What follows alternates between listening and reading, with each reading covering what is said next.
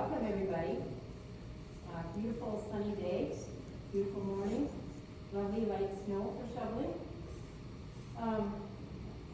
Obviously Don put this slide together in my way we deal with the Holy Trinity. Is reduce, reuse, and recycle. Let's try to live by that. Okay, next slide. I don't think I need this one up here. I take care of a baby that had a cold on Friday. I think I'm getting it. Okay. Let's see. Bob, would you want to read the opening words? The earth does not belong to us, we belong to the earth. All things are connected, like the blood which unites one family. All things are connected. Whatever befalls the earth befalls the children of the earth. We do not weave the web of life, we are merely a strand in it. Whatever we do to the web, we do to ourselves. Quote from Chief Seattle. A very wise man. Okay. Somebody want to light the chalice? Michelle, thank you.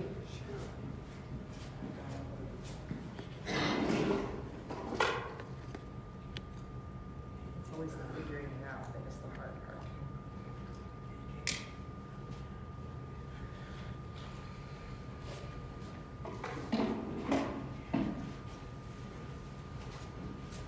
I think this is a very good quote. At times our own light goes out and is rekindled by a spark from another person.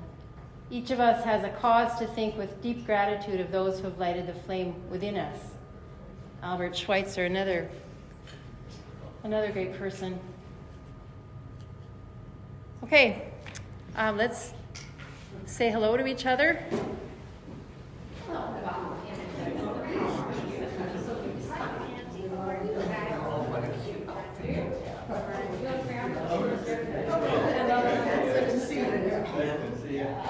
Good morning.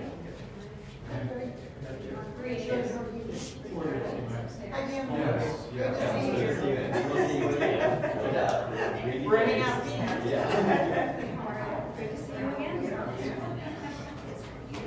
How are you doing? Good to see you. Yeah. Boy, oh boy. Okay. Are you? Maureen, I'm running the audio here for Okay. She wants to record on mine. Okay.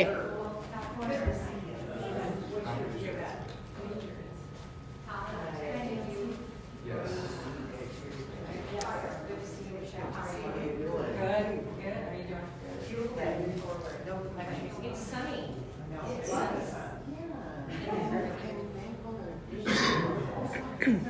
Okay, let's talk about joys and concerns.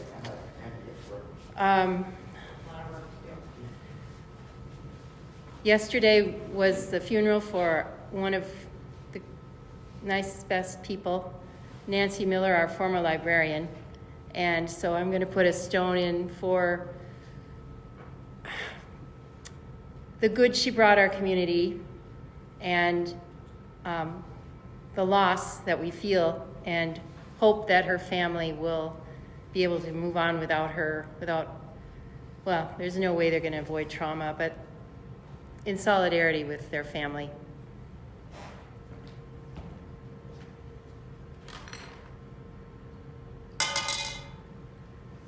Anyone else?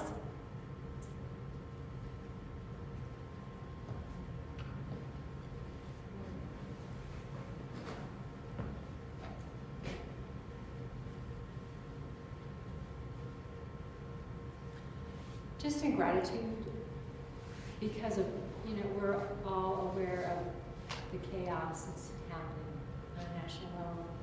So I'm very grateful for how the community is coming together to support one another through all of that.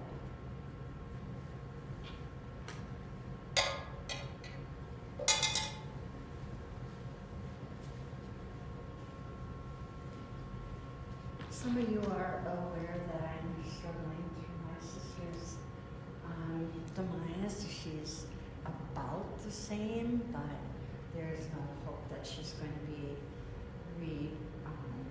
revitalized through what she's experiencing. So I appreciate all of your kind thoughts and hope for the best for her.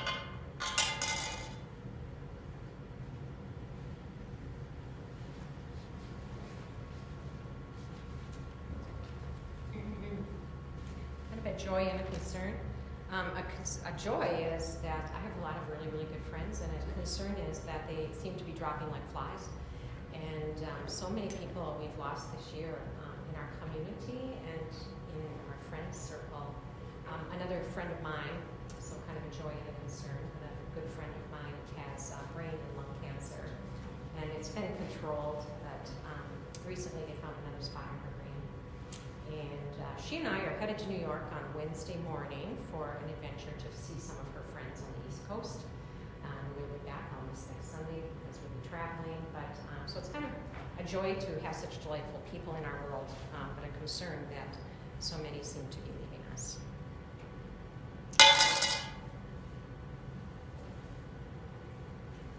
Anyone else?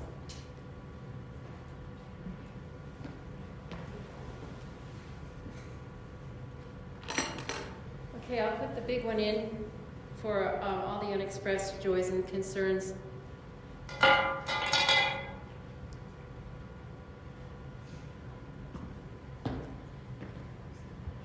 Okay, we're getting, we're lucky. My neighbor, Jim DiPeso, writes about energy policy, and this is something that I think is relevant to us now, especially as the administration has changed and attitudes about energy have changed in Washington, at least in the White House. And I'm looking forward to hearing what he has to say. So thank you, Jim.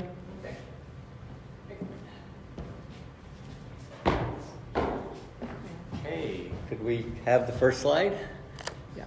Okay. There we go. All right. Well, welcome. I like talking to a sellout crowd like this. I don't think I need this microphone. I'm just going to project because, I've got kind of a big mouth. Okay, so energy. It's kind of an abstruse, kind of a dull topic, but energy is the ability to do everything. It's how we grow our food. It's how we make things, how we move things, how we heat the buildings in the winter, cool them off in the summer, how we light up our indoor spaces. Everything involved with how we live today, as opposed to living the way our ancestors lived decades and centuries ago. And as you can see, there are several ways to harness energy, and I won't read all that. You can read that. Next slide, please. All right, so how much energy do we use in the United States? Well, this is a hard number to wrap your mind around. 94 quadrillion British thermal units. Well, what is a British thermal unit? It's the energy of one lit match. So if you multiply that by 94 quadrillion, that's how much energy we use in this country for everything. Everything, every vehicle, every building, every factory, for everything. So let me try to put that into perspective for you, because that number is just impossible to wrap your head around. Oil is one form of energy we use. We use 20 million barrels of oil a day. That's 1,273 Olympic-sized swimming pools every day, day in and day out. We use 89 billion cubic feet of natural gas per day. So that's enough gas that would fill a box, and I did the arithmetic, so the chemistry student there might want to help me correct me if I'm wrong. 4,400 feet wide, 4,400 feet long, 4,400 feet high, every single day. So next slide, please. So over the past centuries, you'll see energy use has grown significantly by a factor of almost 4, because there's more people, there's more machines, there's more vehicles, there's just more of everything. And electricity use has gone up by a factor of 14 during that period. So again, it's because we use electricity for a lot more things than we did 100 years ago. Your grandparents or great-grandparents may have had, I know my grandparents, they had maybe a radio in the house, they had a fridge, maybe a few lights, And that was about it. That's all they had. They didn't have all this plug-in stuff that we have today. Next slide, please. So, where does the energy we use come from? Notice I'm using the term primary energy. That's energy in its fundamental form. So you can read the graph there. Gas, oil, coal, renewables. Those are the primary sources. Oil is mostly used for transportation. Some of it is used for making chemicals. And natural gas is used for a variety of things. Heating, generating power, and industrial process heat. So, of course, nuclear electric is self-explanatory. Next slide, please. All right. Okay, who's in charge? Well, these days, with Elon Musk running around, it's hard to know who's in charge anymore. But anyway, the way things work now is that regulating energy is a mix of state and federal entities. Yeah, who's in charge here? Let me make sure I got my place here. Okay. There's permitting for power plants and transmission lines at the state and federal levels. There's regulation of electricity prices at the wholesale and retail level. And it even gets down to the locality. The city of River Falls has its own municipal utility. So it's quite complicated. And then there's research and development and subsidies and so on and so forth. And we can talk more about that in the question and answer. Next slide, please. All right, so where is all this electricity coming from? Let's talk about electricity. We, in Wisconsin, are in the Mid-Continent Independent System Operator Market, or MISO, as the people in the industry call it, just like the Japanese soup you see there. So next slide, please. MISO electricity comes from a variety of sources: coal, gas, wind, solar, a few odds and ends. MISO is one of several wholesale electricity markets around the country. It's not a utility. It's a regional transmission organization. It manages the flow of electricity generated by utilities. It operates the market. So it determines which power plants will turn on at which time, usually based on price. And so they decide which power plants to call on to meet demand, and they have to keep supply and demand balanced instantaneously because electricity is not easily stored. So that is very important. And things are getting more complicated, as we'll see in a moment. Next slide, please. Okay, so let's talk about where electricity comes from, the various sources. And one thing to remember is that there are trade-offs for each and every one of them. Every source of power has its pros and cons. Let's start with coal. We don't use as much coal in this country as we used to for generating power, but we still use a significant amount. There's a lot of it. It's available. You can move it around. But the downsides are when you burn it, you send a lot of stuff into the air. Particulate emissions, precursors for ozone, which is also known as smog. Mercury comes from burning coal, and of course greenhouse gas emissions, which trap heat. Then there are production impacts. You've heard of mountaintop removal coal mining in the Appalachians. That is one of the downsides of burning coal. Next slide, please. Next is gas. Gas burns more cleanly than coal, no particulates, not as much carbon dioxide, but there are production impacts for producing gas. The prices can be volatile. It can get a little spiky here and there. And leaky pipelines and leaky compressor stations emit methane. And methane is a greenhouse gas that molecule for molecule is about 20 times as powerful as carbon dioxide. So that's an issue with using gas. And more utilities are using more gas now to generate power. Coal is kind of on the outs, and gas is taking coal's place. Next slide, please. Okay, nuclear. There is a picture there of the Prairie Island plant about 10 miles that way on the Mississippi River. Nuclear is always on, always available. It's a baseload power source, in other words. No greenhouse gas emissions, but it can have very high capital costs. The fuel sources are nearly all the fuel for nuclear power plants comes from Russia and the former Soviet Union. And then there's the small matter of disposing of nuclear waste, which is what happens when you split uranium. You create these byproducts that are very radioactive. And right now, there's no permanent place to store that stuff, so it's stored on the site of Prairie Island and the 98 other nuclear power plants around the country. Well, where should it end up going? Well, in 1987, Congress passed a law that says we're going to put all that nuclear waste in Nevada. And whether Nevada likes it or not. Well, Nevada did not like it, and that proposed Yucca Mountain plant has not opened, and it may never open. There was a U.S. senator, the fancy name for putting the nuclear waste is a repository. There was a U.S. senator from Nevada, he's no longer with us, who unwittingly referred to the nuclear waste repository as the nuclear waste suppository. He may have been onto it more than he realized. Anyway, so those are the issues with nuclear power. Next slide, please. Okay, renewables. Well, look, no emissions, no fuel costs. What's not to like? Well, there's a proposed solar plant up in St. Croix County that Xcel Energy would like to use to replace the Allen King coal plant. A lot of people there don't want it.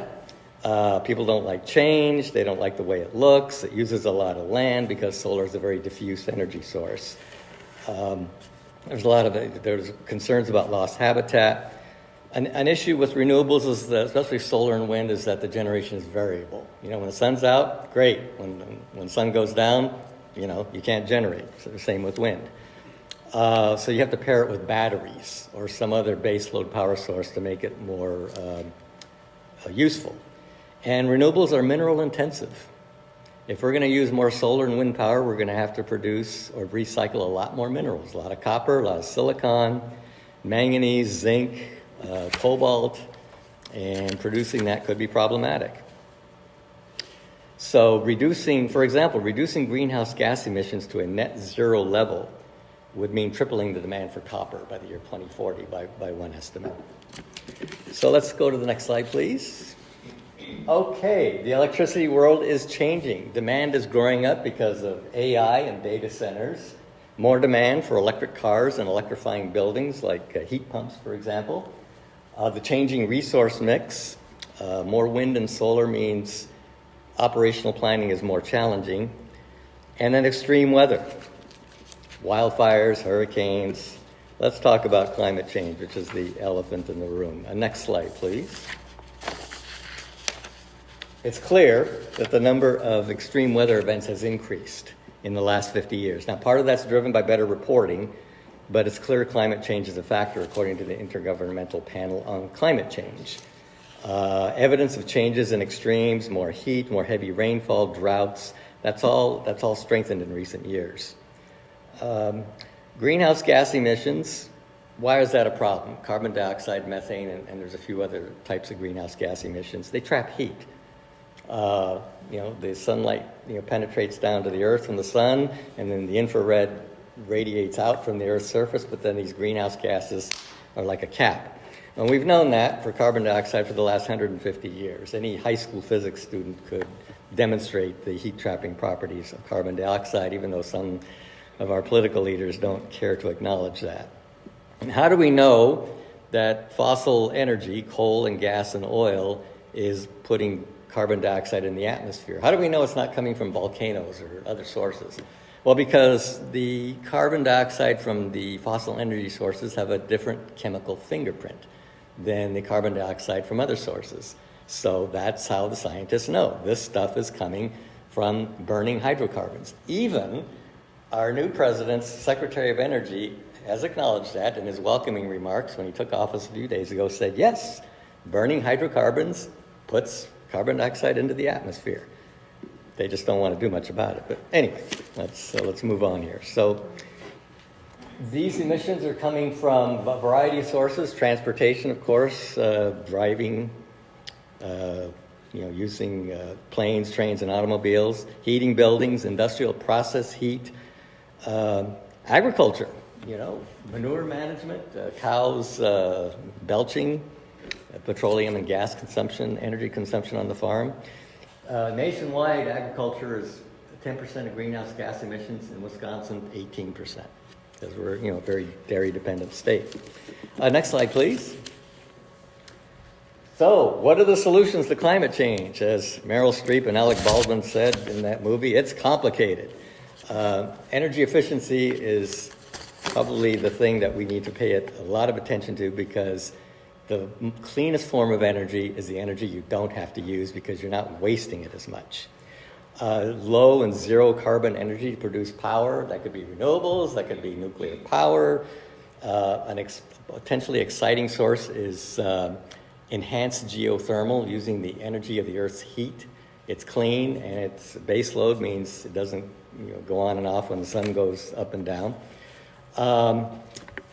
Fusion energy, that's a different kind of nuclear energy. My brother, the nuclear engineer who has a PhD from UC Berkeley, got his degree to do fusion research. He's doing other things now. He did not like the old joke that fusion as a form of energy is 30 years away and always will be. There actually seems to be some promise that that old joke no longer applies, because private money is going into fusion energy. That is a different form of nuclear energy, because you don't have as much of a waste problem, and the fuel is virtually inexhaustible. But the engineering is very challenging, because essentially you're creating a miniature sun on Earth. So that could still be a ways away. Other solutions, for example, industrial processes. We use a lot of coal to produce steel. Maybe a different way of doing it would be to use hydrogen produced from cleaner sources. And food and agriculture, fuel efficiency, different ways of feeding dairy cattle so they don't burp as much. These are things that are being tried and undergoing research as well. Food waste. 40% of the food produced in this country goes to waste. Waste food goes into a landfill. When you put food waste into a landfill, it produces methane. So that would be a good way of attacking that. Next slide, please. Let's focus very briefly on just energy efficiency as a solution. Many standards, or many appliances that are sold in this country, are subject to efficiency standards. Refrigerators sold today are 4 times as energy efficient as refrigerators that were sold in the 1970s, and they're just better products. They're bigger, they have more features, they're quieter. I would not want to buy a refrigerator that was made in the 70s versus the ones that are made today. They're just better products.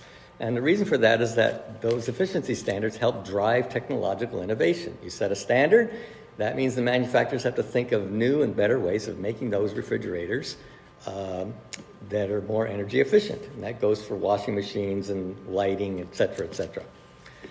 Okay, let's, next slide, please. Well, so what does the future look like? Well, as Lao Tzu said, if you don't change the direction, you'll end up where you're heading. But predicting the future can be very difficult, as these 2 renowned philosophers have told us. So it's given the new regime in Washington, it's realistic to assume that we might just end up going backwards with more pollution, more environmental damage, more economic harm. That's possible. Let's also remember, though, that things could go sideways. Next slide, please.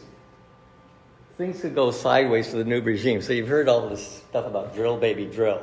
So number 47 wants lower oil prices, and he wants more drilling. Well, that contains a contradiction, because oil drilling is not driven by politicians shouting. It's driven by price. If the price is too low, the oil companies are not going to drill, no matter what the politicians have to say about that. Repealing regulations takes time. Court challenges are inevitable, as we're seeing already. Money talks. A lot of money in clean energy is already baked in. Solar energy is continuing to grow because utilities are investing in it, not because they're real green folks, but because it's just cheaper. It's just a better investment. And states and individuals have agency to make their own choices. Next slide, please. All right, just two things that we as individuals can do, because an inevitable question is, well, what can I do? This is such a big deal.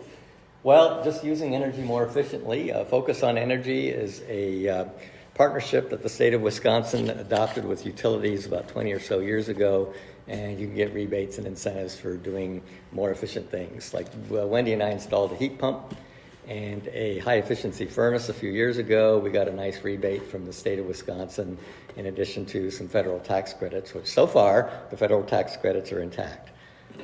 We'll see what happens over the coming year. And then less food waste, throwing out less food means less methane in the landfill. Next, is there one more slide? Yes, next slide, please. So choices we can make. Let's just follow John Lewis's advice. Let's create good trouble, okay? I've thrown a lot of data at you. Any questions? Anybody have any questions? Anybody have anything you want to disagree with me about? Nancy? Yeah.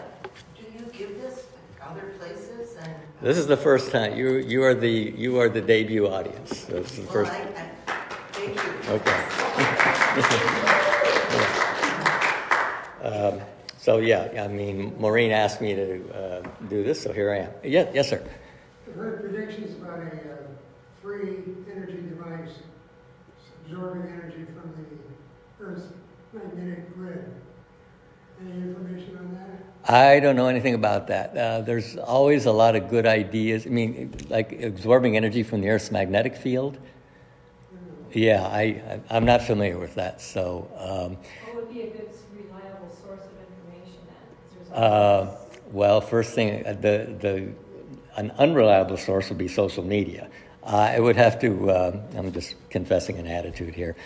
I'd have to look into that. I don't know. I haven't heard of that. So, I mean, there's also been talk about beaming solar energy down from space. There's a lot of good ideas out there, but it all depends on price, on cost.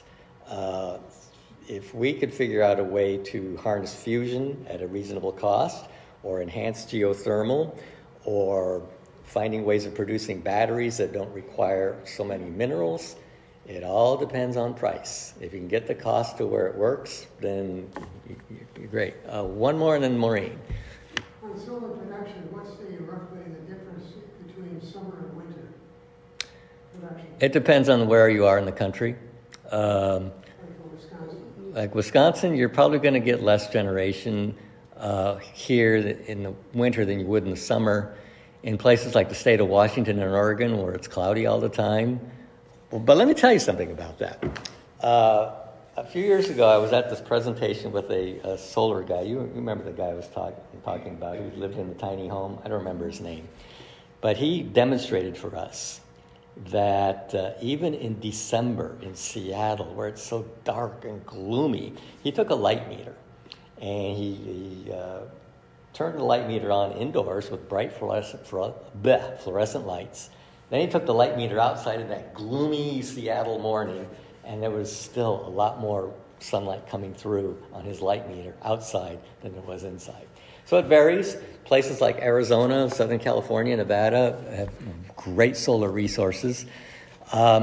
The only issue is that if you put a solar plant in Arizona, it's very difficult to get the energy up to Wisconsin, because the United States is divided into 3 broad energy interconnections, and there's very few connections between each of the 3, which is why Texas had such a problem when they had their freeze a few years ago.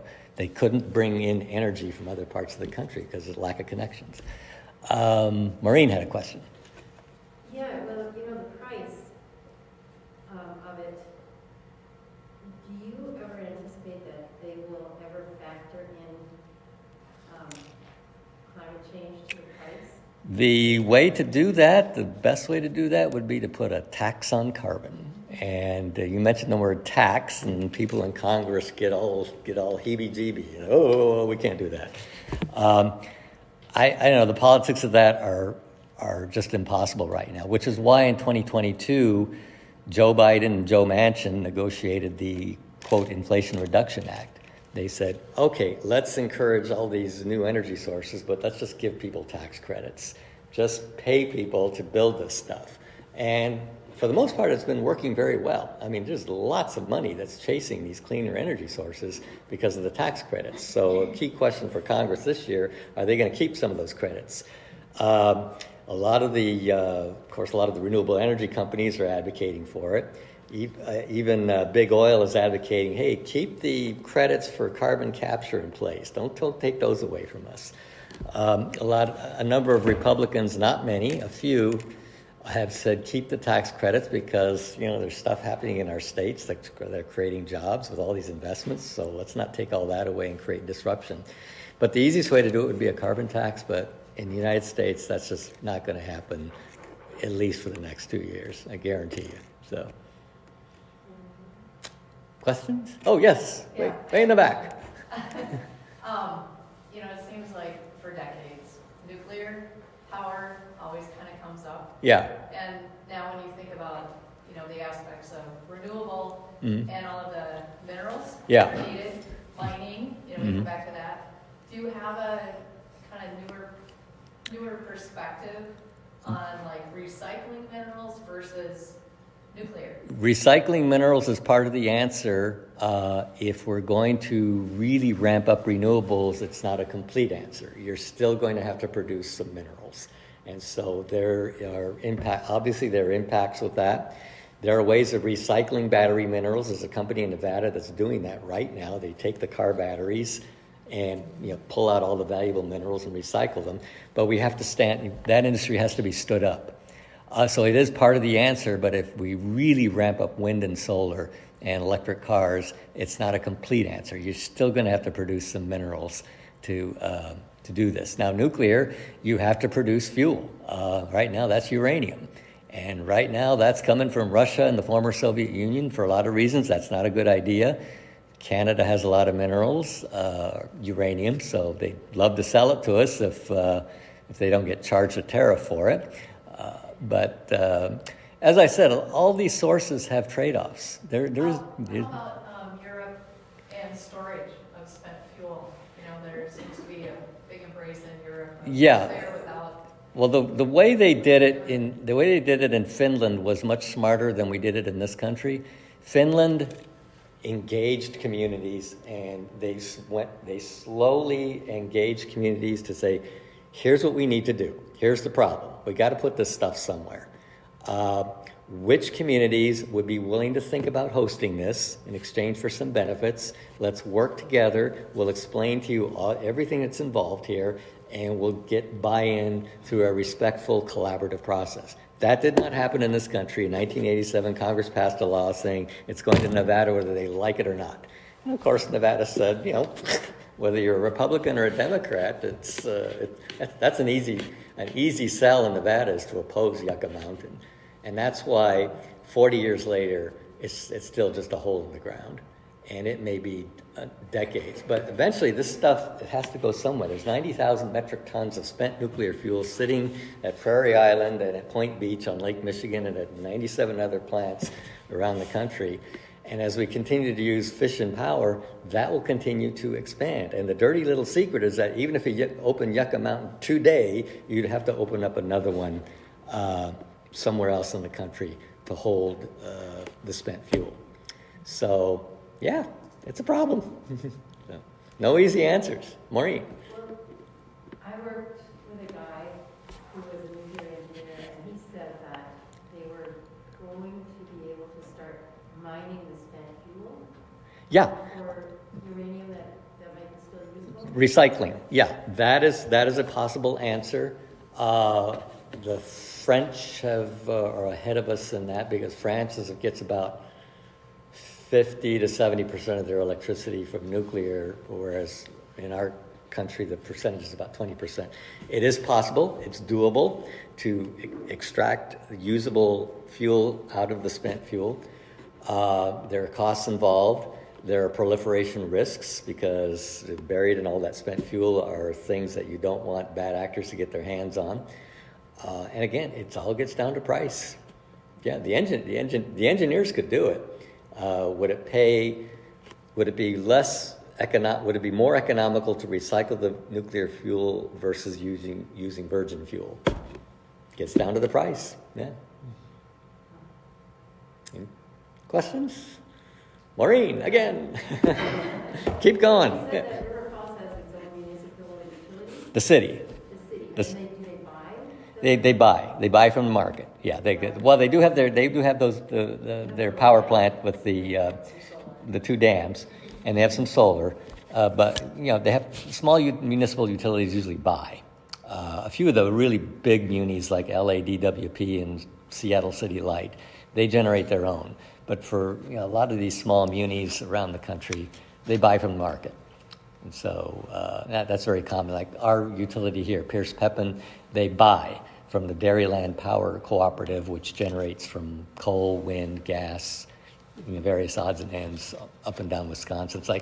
So one of the issues that's come up with that St. Croix solar plant is people are saying, you're putting this big solar plant in Wisconsin, you're going to ship all that to Minnesota. Why don't you put it all in Minnesota? Well, I couldn't tell you where the electrons lighting these lights come from, because electricity follows the laws of physics.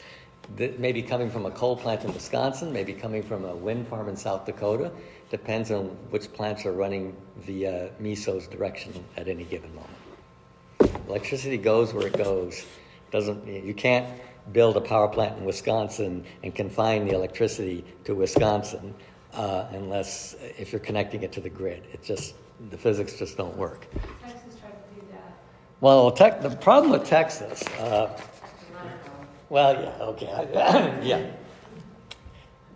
When I mentioned there are 3 major interconnections in this country. There's the Eastern interconnection, which we're in here. There's the Western, which is mainly the Rockies and westward. And then there's Texas. And Texas, they got to do things their way. They don't want to be federally regulated, because the 2 other interconnections are subject to federal regulation of wholesale electricity prices.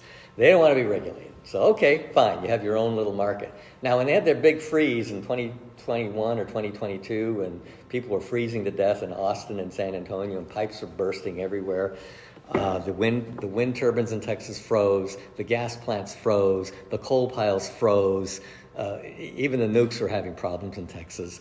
They couldn't import power from, for example, wind farms in Minnesota and Iowa. They know a thing or two about winterizing their equipment, okay? And so they were just generating just fine. But Texas couldn't import the power from the Midwest or from the West because they didn't have those wires connecting the Texas grid to the Eastern or the Western grids. So, that's an issue. That's why if you want to buy power from a solar plant in Arizona, it'd be very difficult to get it to Wisconsin, because the connections just aren't there. So it's just the way the grid's been structured over the years. Question? From the young lady on the far left here. So if they went ahead with the solar plans in St. Croix, how would that benefit the community, and what would the downsides, the real downsides be as opposed to hyperbole? Well, you're using up land. Okay, the wind and solar are diffuse energy sources. You see, the reason why fossil energy is so embedded in our system is it's very compact.